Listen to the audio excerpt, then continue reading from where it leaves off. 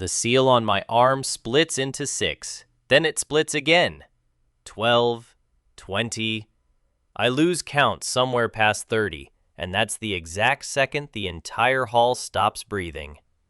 I'm 6 years old, and I've just done something no living person is supposed to survive.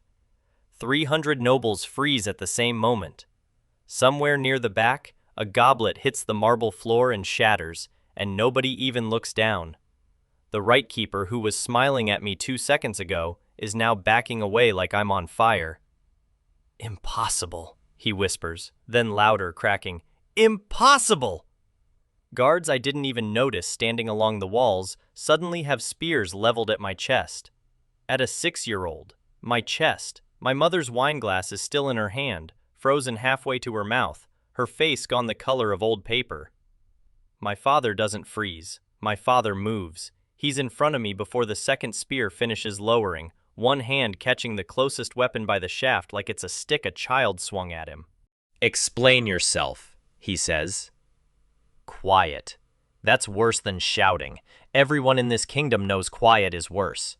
The right keeper, a nervous old man named Fenwick who has performed this exact ceremony 400 times without incident, points a shaking finger at my arm.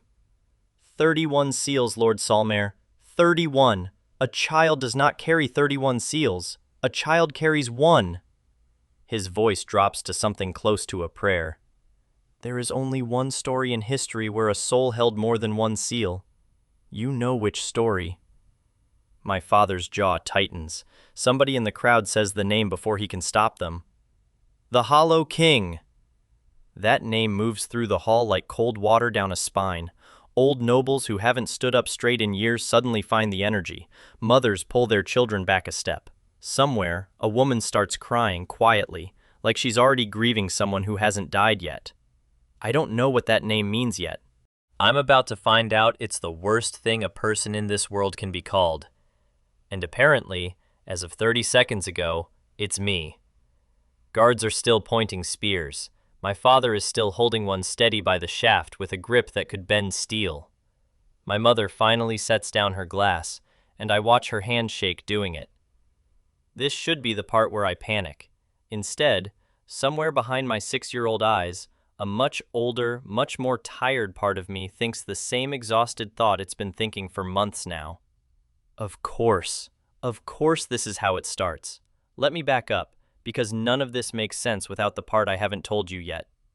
I wasn't born in this world. 26 years old, back where I came from, a hospital bed, tubes I stopped fighting, and a body that had given up long before my mind did.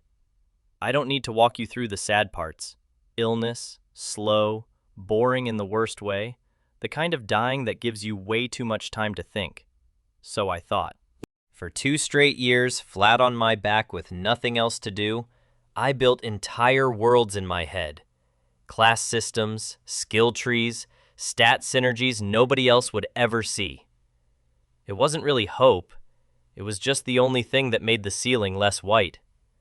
Then the ceiling went black, and I stopped thinking anything at all. And then I was screaming in a cradle in a country that doesn't exist on any map I ever studied. Here's what I understood fast. This world runs on something called seals. At age 7, every child goes through the awakening rite, and a single mark burns itself onto their skin. A warrior seal, a healer seal, a mage seal, whatever the soul is suited for, 1 seal, 1 class, 1 path for the rest of your life. That's the rule everyone is born knowing, the way you know the sun rises. I was born into House Solmere, the strongest family in the kingdom of Oralisk. My father, Wren Solmere, is the only living sword saint on the continent. A man who once ended a border war by himself in an afternoon. My mother, Rosalind Solmere, is Archmagister of the royal court, the kind of arcanist who can unmake a storm out of pure irritation. My older brother Dorian carries the Vanguard seal and can hold a battle line against 40 men without blinking. My older sister Celine carries the Seer seal, and she's seen things happen before they happened since she was 9. And then there's me, the 4th child, the quiet one, the one who, for 6 years, showed absolutely nothing. No spark, no mana flicker, nothing the household tutors could measure. My family loved me anyway. I want to be clear about that because it matters later. But love and expectation are two very different currencies in a house like this one. I heard the whispers. The Solmere line finally produced a normal one. What none of them knew was that the moment my old memories settled into this new body, I started running numbers in my head that had nothing to do with being normal.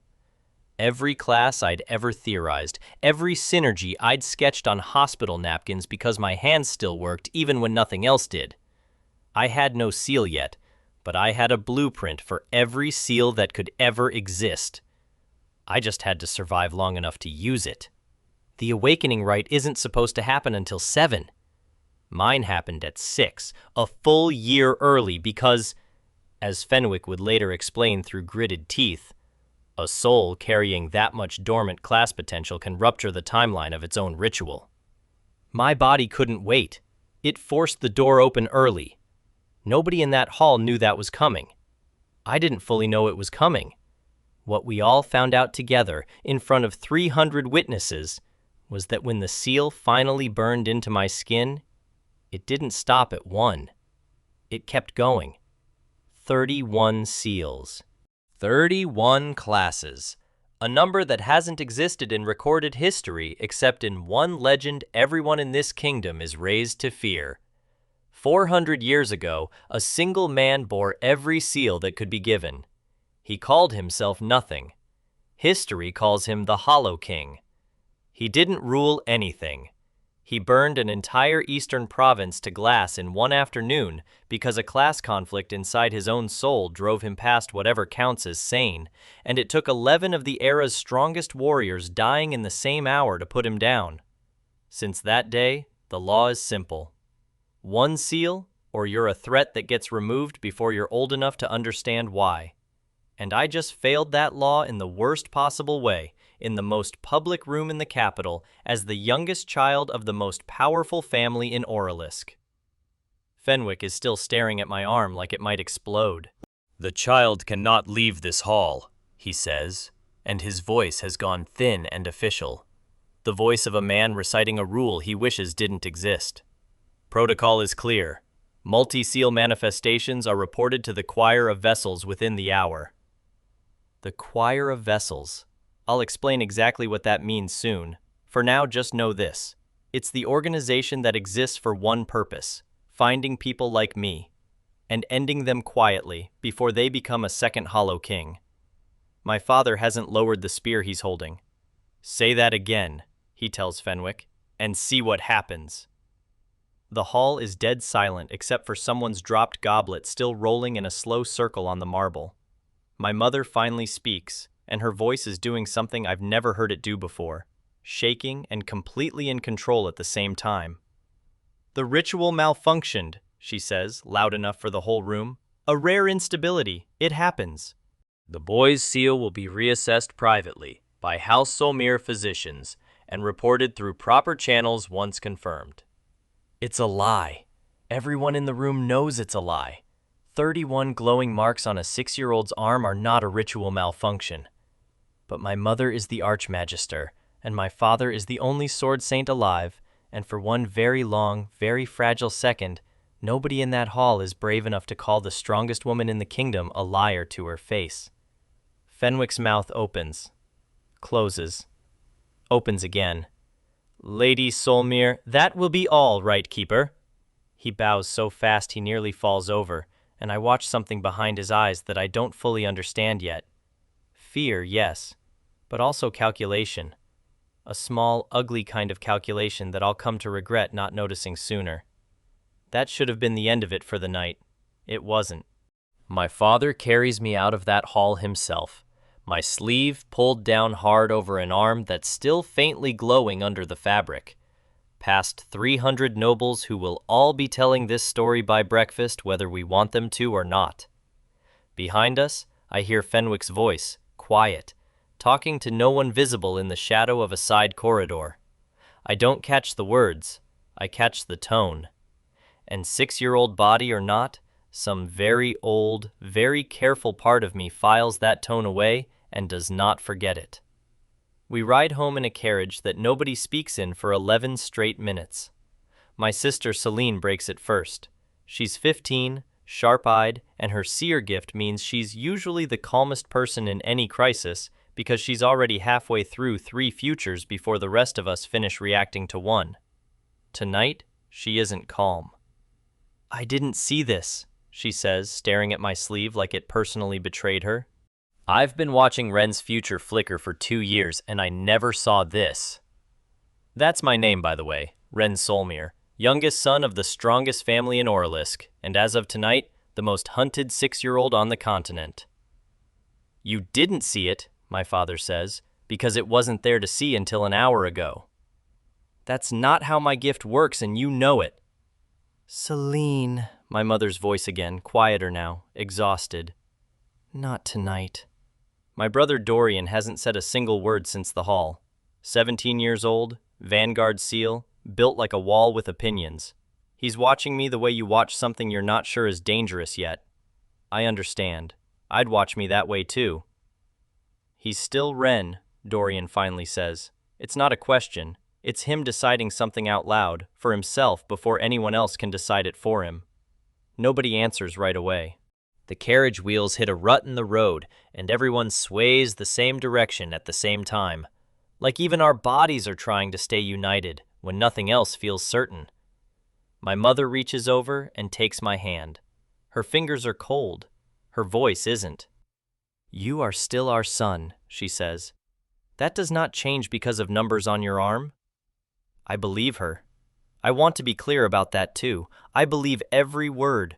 I also know, in the part of me that spent 2 years theorizing worlds from a hospital bed, that belief and safety are not the same thing, and that somewhere in this city tonight, a man named Fenwick is already deciding what to do with what he saw. That's the part I don't say out loud. Not yet. We reach the estate a little before midnight, and my father carries me straight to his private study instead of my room, which tells me exactly how serious tonight actually is.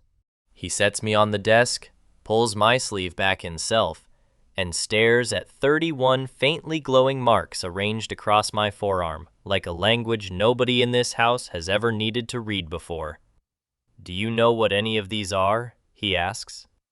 I do, every single one. Sword forms and mana structures and healing frameworks I spent 2 dying years mapping out on hospital napkins nobody was ever supposed to see used for anything real. I'm 6.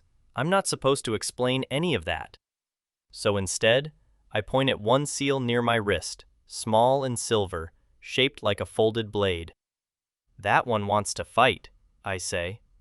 Which is true, and also the most a 6-year-old's mouth should reasonably be expected to produce. My father's eyebrows lift, just slightly.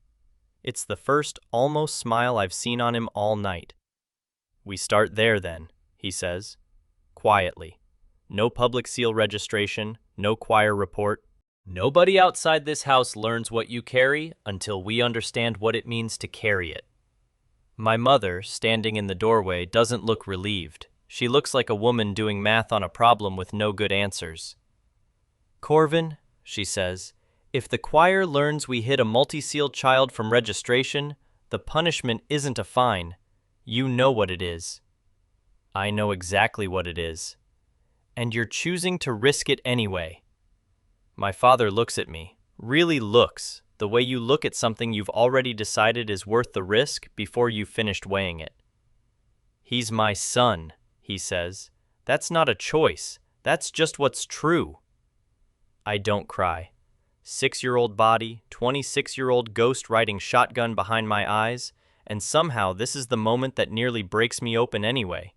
Nobody chose me like that in my old life. Not out loud, not with that much certainty in their voice. Great.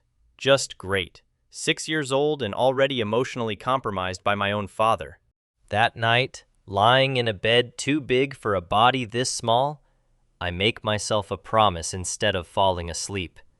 If this family is willing to risk everything to protect what I am, then I am not going to waste a single second of whatever time that buys me. 31 seals. 31 classes nobody else on this continent will ever be allowed to hold at once. I spent 2 years dying with nothing but theory. Now I have a body, a family willing to bleed for me, and every blueprint I ever built for a world I thought I'd never get to use them in. Training starts tomorrow.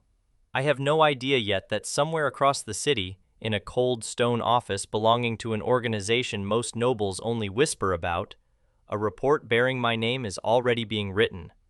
The choir of vessels doesn't know about me yet. That's about to change faster than any of us expect. Training the next morning starts in the estate's private courtyard, walled high enough that nobody outside can see in, which is exactly the point.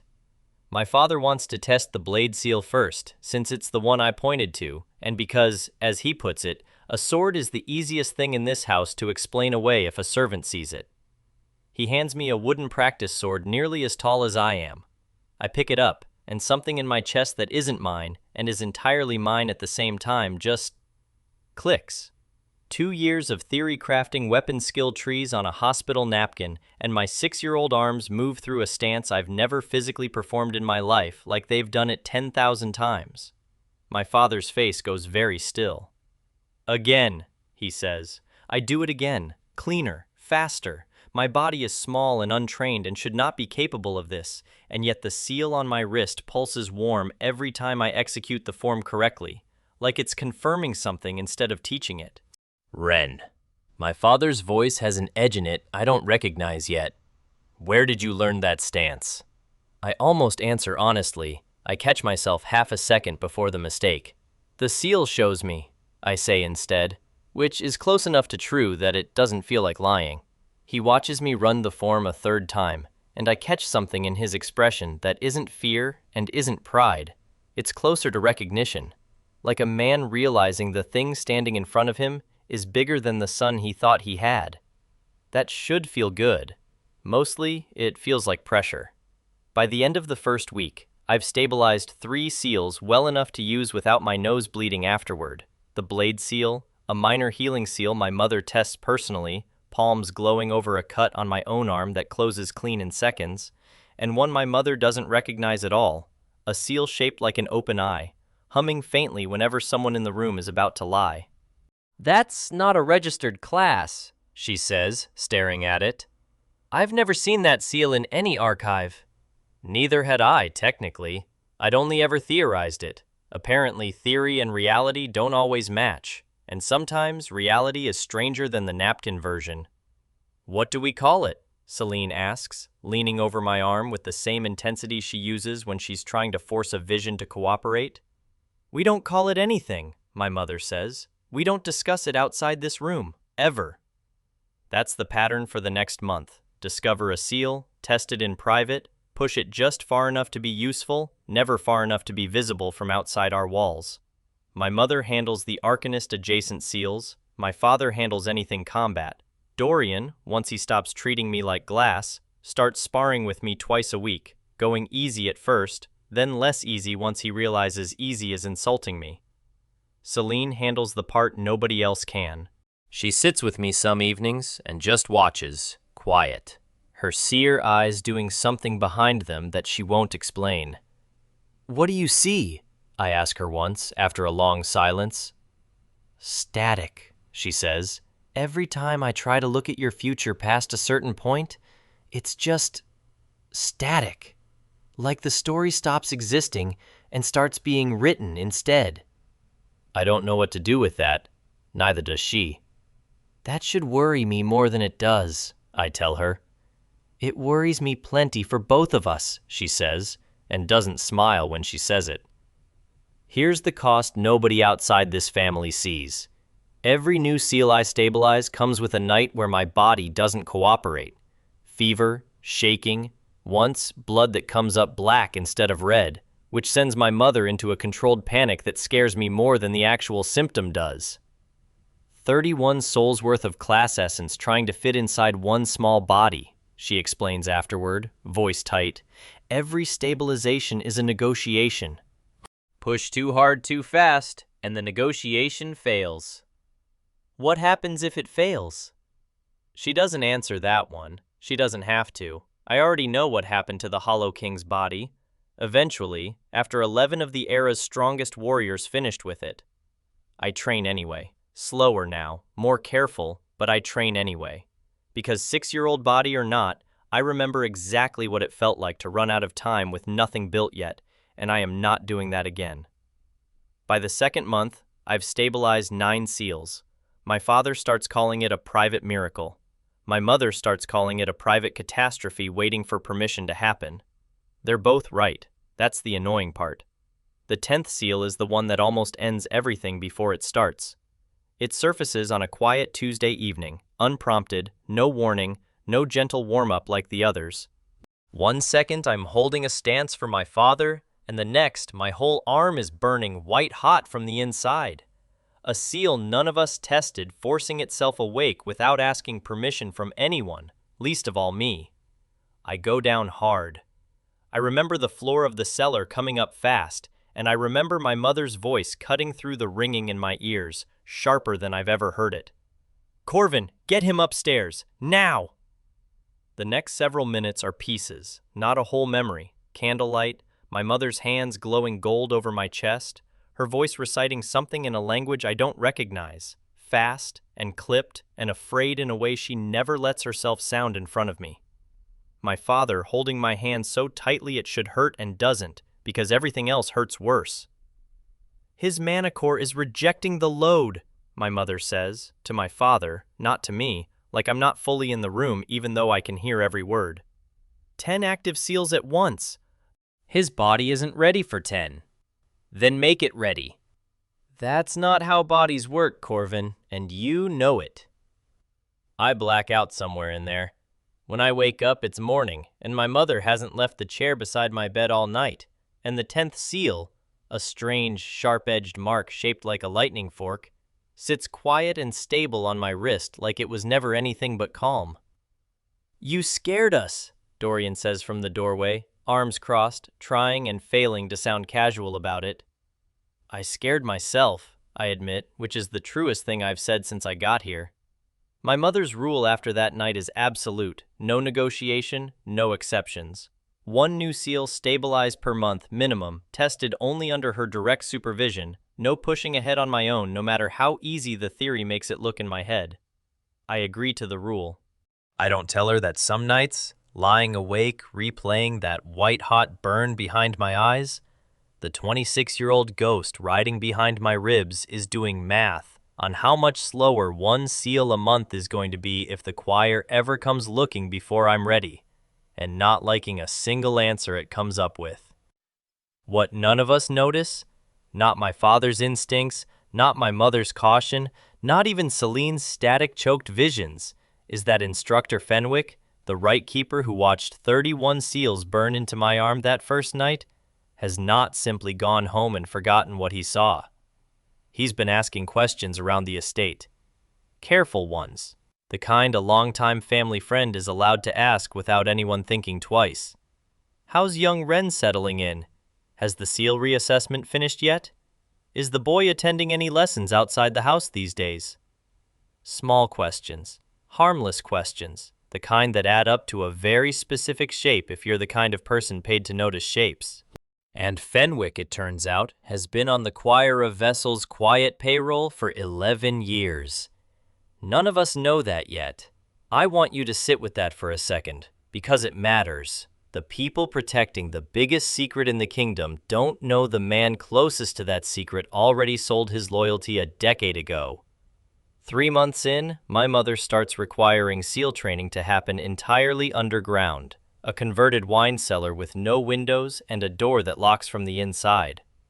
It's not paranoia, it's math. 9 seals is 9 seals too many for comfort, and every servant in this house who sees more than they should is a variable my parents can no longer afford.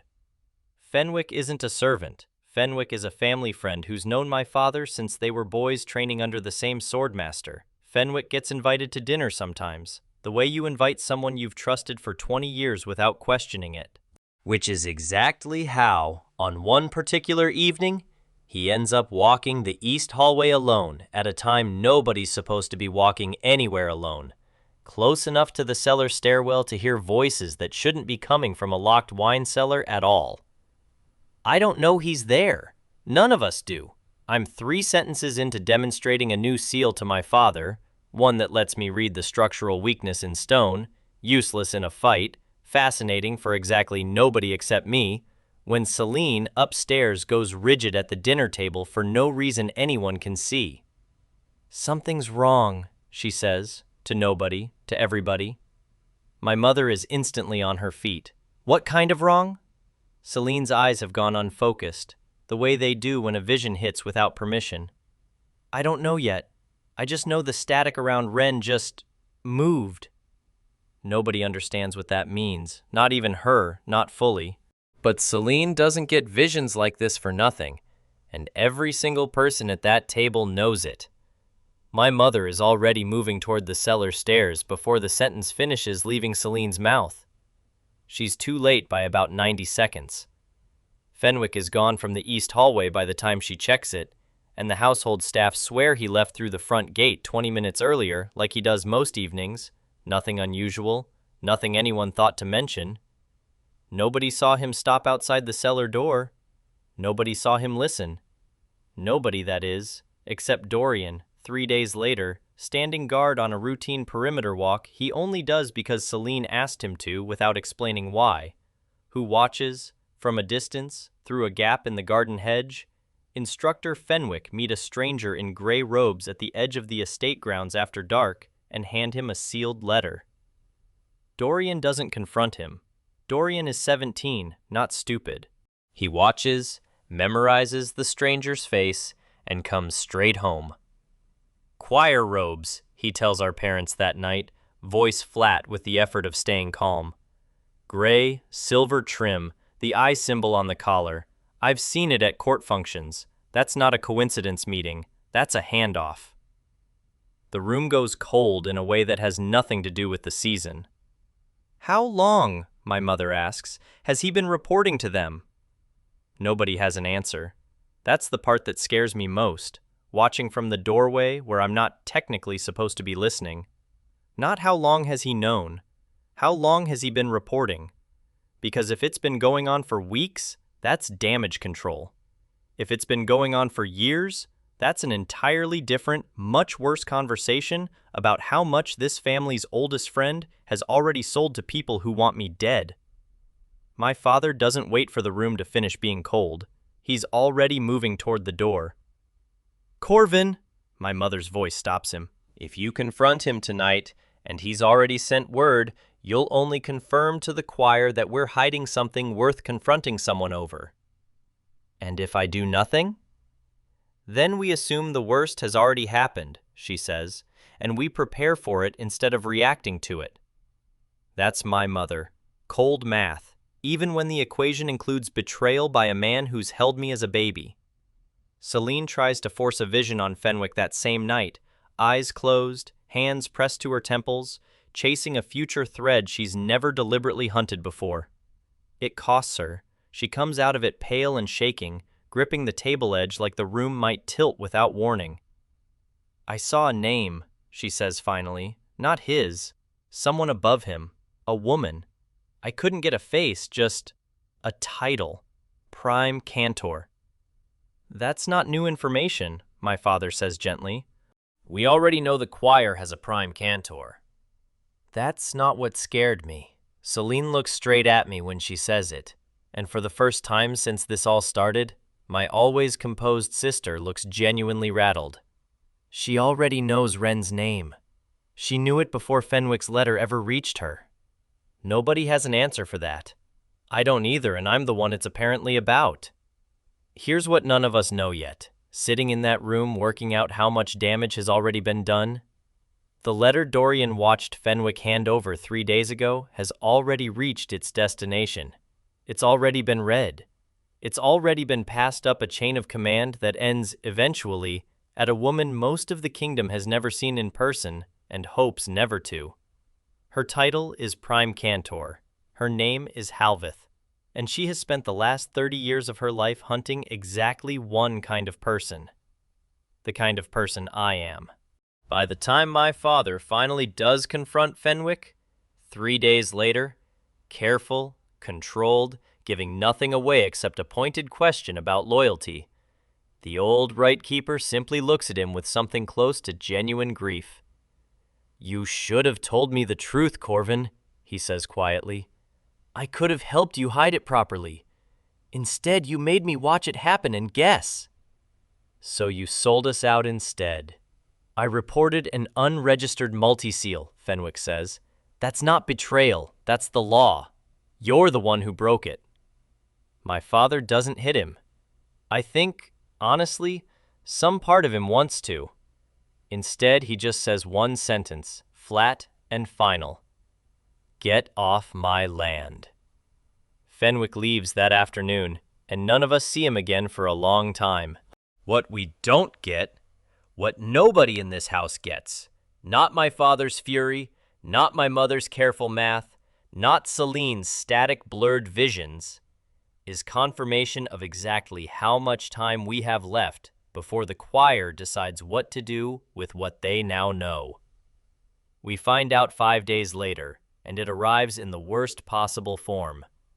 A royal courier, not a choir one, delivers formal notice that House Solmere's youngest son is required to attend and compete in this year's founding trial, the kingdom's annual tournament for children who've undergone the awakening rite, held in the capital arena in front of the entire court, the king himself, and roughly 10,000 ordinary citizens who show up every year for the spectacle. Attendance for noble houses isn't optional, it never has been, and this year, for the first time in Solmere family history, skipping it would look exactly like what it is. "They're forcing our hand," my mother says, reading the notice twice, like the words might change the second time.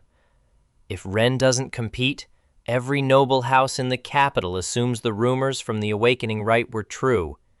If he does compete, then anyone watching closely enough sees exactly what we've spent 4 months hiding," my father finishes. Celine is very quiet at the table, staring at nothing. "What do you see?" I ask her, because at this point I've learned that her silences mean something, even when the visions themselves don't come clear. "I see the arena," she says slowly. "I see you standing in it. And then I see the static again, right where I need to see what happens next." Great. Fantastic. My future apparently comes with a permanent glitch exactly at the parts that matter most. "We use one seal," my father decides after a long, heavy pause. "The blade seal only. Publicly, Wren competes as a swordsman, nothing more. If he's careful, if he holds back, it looks like a talented 6-year-old. Nothing the crowd hasn't seen from prodigy houses before." "And if the choir already suspects more than that?" my mother asks. Nobody answers, because nobody has a good answer. I know one thing they don't, sitting there listening to my parents plan around a version of me that only uses one seal at a time. I've spent 4 months building 31 different tools in my head, testing how they layer, how they combine, how a healing seal can prime a blade seal's cut to close instantly, how the stone reading seal can predict an opponent's footing before they've committed to a step. Holding back one seal at a time isn't just a disguise. It's going to feel, in that arena, like fighting with one hand tied behind my back while somebody else gets to use both of theirs. I don't say that out loud. Some things a 6-year-old still isn't supposed to understand about combat math, even if the part of me steering understands it completely. On the carriage ride to the Capitol Arena, my father tells me the one piece of history he's been leaving out. House Duskwell held the Sword Saint line 3 generations ago, before a Solmere ancestor won the title in open challenge and never gave it back. Duskwell has been waiting for a reason to take it from us ever since, and a rumor about a Hollow King reborn in the Solmere line is the best excuse they've been handed in 80 years. They won't just want to win the match, my father says. They'll want the whole kingdom watching when they do it. The founding trial is 11 days away. I spend every one of them training the blade seal exclusively, in public-facing form, my father drilling me on restraint as hard as he ever drilled me on technique. Hold back.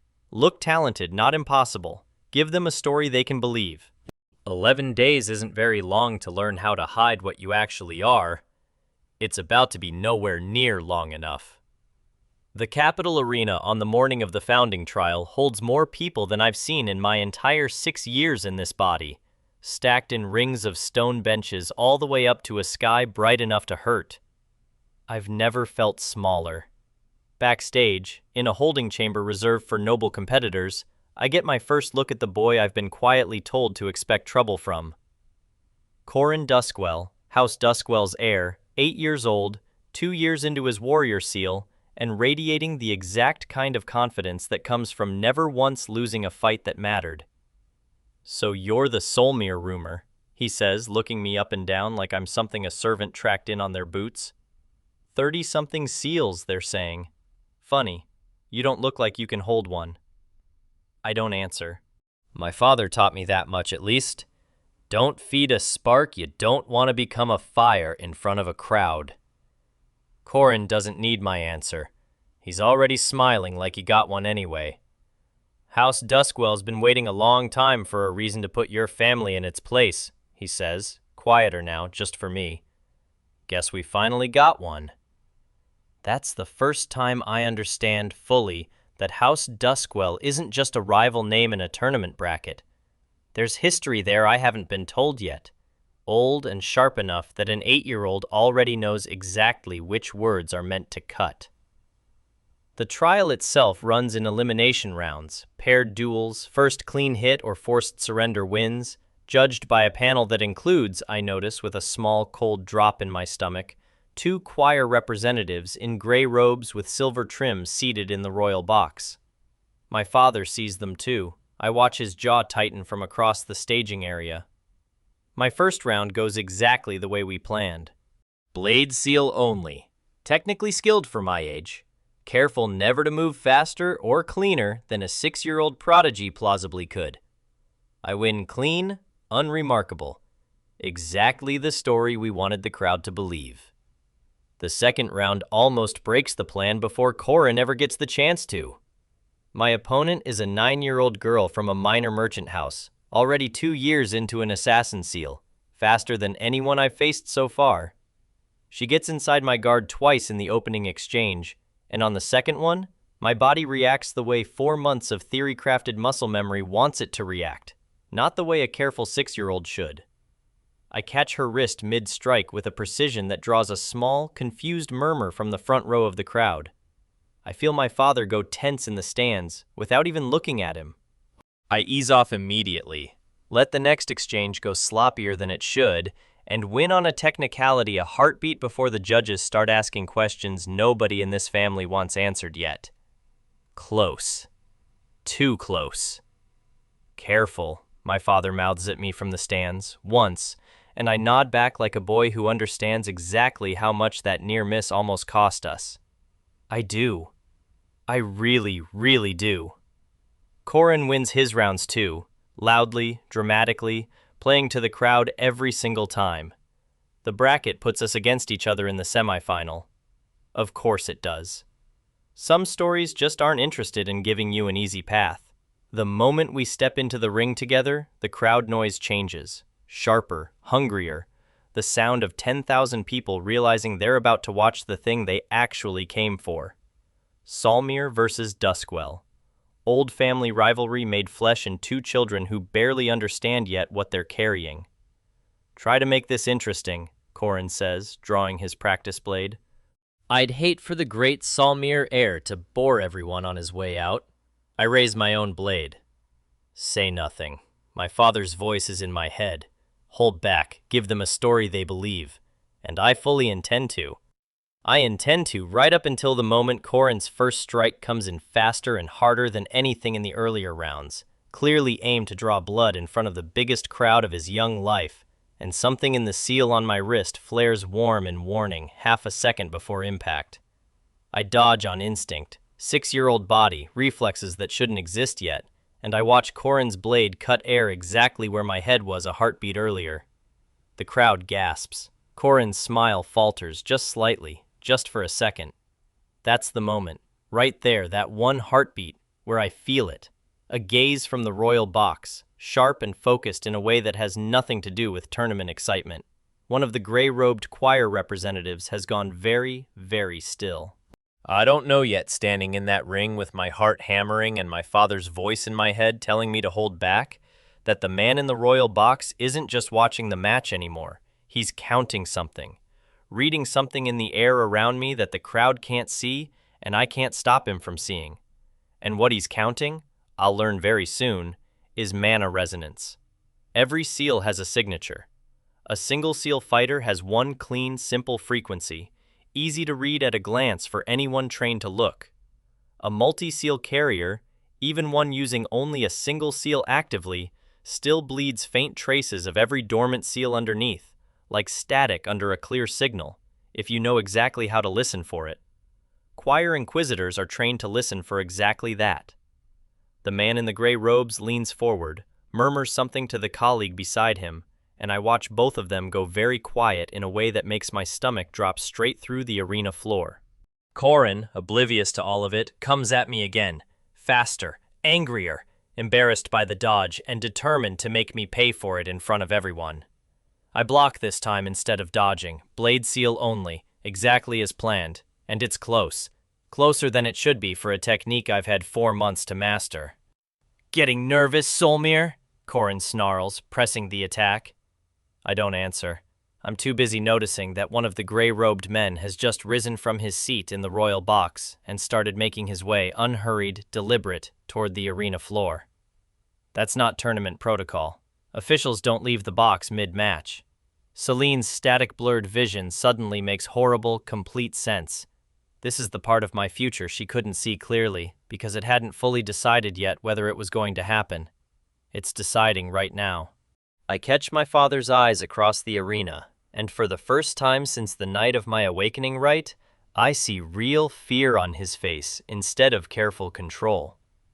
The gray-robed inquisitor reaches the arena's edge just as Corin lands a glancing hit against my shoulder, hard enough to sting, hard enough that, under normal circumstances, the match would simply end there. A clean win declared, everyone moves on with their afternoon. Circumstances are not normal. Halt the match, the Inquisitor says, voice carrying easily over the crowd noise in that particular tone people use when they expect instant obedience and have never once been denied it. By order of the choir of vessels, I invoke inspection right on the Solmere child. The crowd goes from hungry excited to confused murmuring in about 2 seconds flat. Corin freezes mid-swing, blade still raised, clearly having no idea what just happened, but smart enough to sense it's bigger than the match. My father is already moving, vaulting the barrier separating noble seating from the arena floor in a way that should not be physically possible for a man his size, landing between me and the approaching Inquisitor before the crowd has even fully processed what inspection right means. "You will not touch my son," he says. "Lord Solmere," the Inquisitor's voice stays maddeningly calm, "interference with a lawful choir inspection is itself a crime. Step aside." "Then arrest me instead." Around us, 10,000 people who came for an afternoon's entertainment are realizing, in real time, that they're watching something get very serious very fast, and the arena's noise shifts again. No longer hungry, no longer confused, now something closer to fear. My mother is moving too, I realize, cutting through the noble section toward the barrier with a speed that makes several people scramble out of her way without being asked twice. The Inquisitor's eyes flick to me, still standing frozen in the middle of the ring with a practice blade in my small shaking hand, and something in his expression sharpens into pure certainty. 31 dormant resonances, he says, mostly to himself, mostly in awe, and just loud enough for the people closest to the ring to hear and repeat to everyone behind them within seconds. "Gods preserve us. It's real." The word spreads through 10,000 people faster than any single voice could carry it. Hollow King. I hear it echoed from a dozen directions at once, panic wearing the shape of a rumor, and I understand, completely, all at once, the way you understand a fall right before you hit the ground, that whatever careful plan my family built over 4 months just ended in a single overheard sentence. The Inquisitor raises one hand, and the air around him crackles with a mana signature I don't recognize, something cold and precise, built for restraint rather than damage. "Step aside, Lord Solmere," he says again. "This does not need to become violent." "It already did," my father says, "the moment you pointed at my son." He doesn't wait for a response. He moves first, and the sound of a sword saint drawing his actual blade in the middle of a children's tournament is a sound 10,000 people will be describing for years. The Inquisitor is fast, trained, precise, clearly no stranger to combat despite the calm voice. He deflects my father's opening strike with a shimmering barrier of restraint mana, and for one terrifying second, the two of them are locked in a contest my 6-year-old eyes can barely track, power moving too fast for the untrained crowd to even properly scream about yet. Then a second gray-robed figure drops from somewhere above the arena. I never even saw them positioned, which means they were positioned to be missed, and lands directly between my father and me, close enough that I can see for one frozen heartbeat exactly what's about to happen before it happens. A blade of condensed mana, aimed not at my father, but at me. Everything after that moves faster than I can properly narrate it. Celine screams a warning from the stands that arrives half a second too late to matter through sound alone, but somehow arrives in time anyway, because Dorian, 17 years old, Vanguard Seal already moving before his sister finishes the sentence, throws himself into the strike's path and takes a hit meant for me across his raised forearm, hard enough that I hear the crack from 3 feet away. My brother goes down. Something in me goes very, very quiet. Not calm. Quiet the way a held breath is quiet, right before it isn't held anymore. 4 months of theory. 31 seals stabilized in secret, tested one careful piece at a time, always one at a time, always holding back, because holding back was the whole plan, the whole promise, the entire point of every night I spent shaking and fevered and bleeding black instead of red, so that this exact moment could be avoided. The plan just failed. My brother is on the ground, arm bent wrong, and the same Inquisitor who hurt him is already turning to finish whatever he started. I stop holding back. I don't decide to, exactly. It's less a decision and more a door that was already unlocked finally getting kicked open.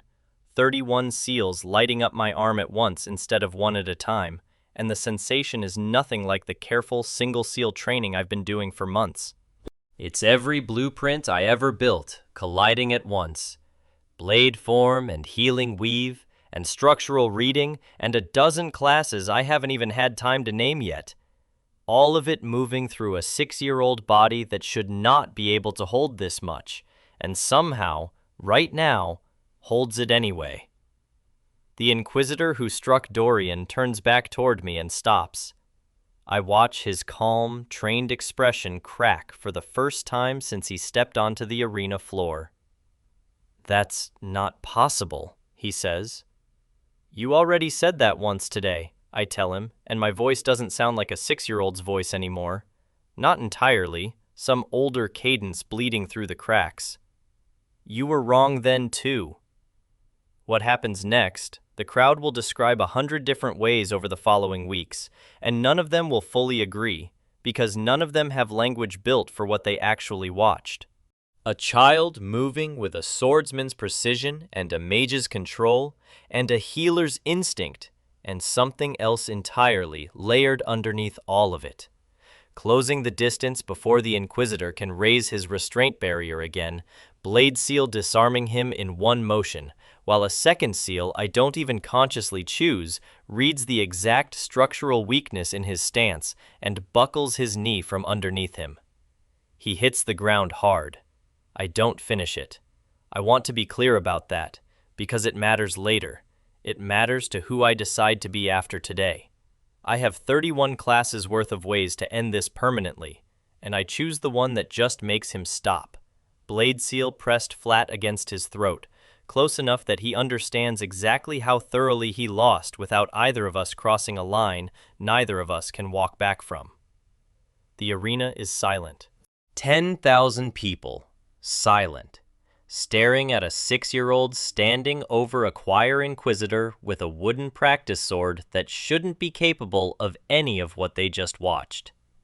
Yield, I tell him. He yields. What else can he do? The second inquisitor, the one my father is still holding at bay, takes one long look at his partner on the ground, one long look at me, and makes a decision that probably saves several more people from getting hurt today. He retreats. My father lowers his blade slowly, breathing hard, staring at me across the arena floor with an expression I've genuinely never seen on him before. Not fear, exactly. Not quite pride, either. Something that looks like watching a storm you love arrive exactly on schedule and realizing there was never any way to stop it, only to stand in it. My mother reaches Dorian first, hands already glowing with healing mana, setting his arm with practiced speed, while Celine kneels beside them both, staring at me across the arena with an expression that says her static finally cleared. I saw this, she says quietly, mostly to herself. I just never understood it until now. I stand alone in the middle of the ring, 31 seals still glowing faintly along my arm in front of the entire capital, 6 years old, breathing hard, and completely, permanently out of hiding places. 10,000 witnesses, a royal court, 2 choir inquisitors, one on the ground, one already running to report exactly what he saw. Whatever careful secret life my family built for me over the last 4 months just ended in the space of about 90 seconds. I should be terrified. Honestly, some very old, very tired part of me almost feels relief instead. 2 years dying in a hospital bed taught me exactly how much time gets wasted hiding what you actually are. I'm done hiding. I just didn't get to choose the moment it ended. My father carries me out of that arena, the same way he carried me out of the Awakening Rite Hall 4 months ago. Except this time, the whole kingdom watched it happen in daylight, and there's no version of tomorrow where anyone pretends this didn't. We don't speak much on the ride home. Dorian's arm is splinted and healing fast under my mother's ongoing care. Celine stares out the carriage window, quiet, processing a future that finally has shape instead of static. I fall asleep somewhere on that ride, 6-year-old body finally giving out under the weight of everything it just did, and I don't wake up again until we're already home, already inside, already too late to stop what's waiting for us. A royal courier is standing at the Solmere gate when we arrive, flanked by 2 more gray-robed choir attendants, holding a sealed letter with an emblem I now recognized without anyone having to explain it to me. My father takes the letter himself, reads it once, standing perfectly still in the torchlight, reads it again. What does it say? My mother asks, though I think, watching her face, she already knows. My father folds the letter slowly, and for the first time since the night my seal split into 31, I watch the strongest man in the kingdom look genuinely, completely uncertain about what comes next. Prime Cantor Halveth has issued a formal decree, he says. House Solmere is to surrender custody of Wren to the choir of vessels within 3 days. Nobody moves. And if we refuse? Dorian asks, voice tight, arm still bandaged. My father looks at each of us in turn. My mother, Dorian, Celine, and finally me, standing small and exhausted in the courtyard where all of this started 4 months ago, with a wooden practice sword and a seal that wouldn't stop splitting. Then, as of 3 days from now, he says quietly, House Solmere is branded a traitor to the crown. 3 days. That's all the time we have left before everything either holds together or burns. If you want to see what happens when the Solmere family decides exactly how far they're willing to go, smash that like button. Let's hit 700 likes and the next chapter goes up.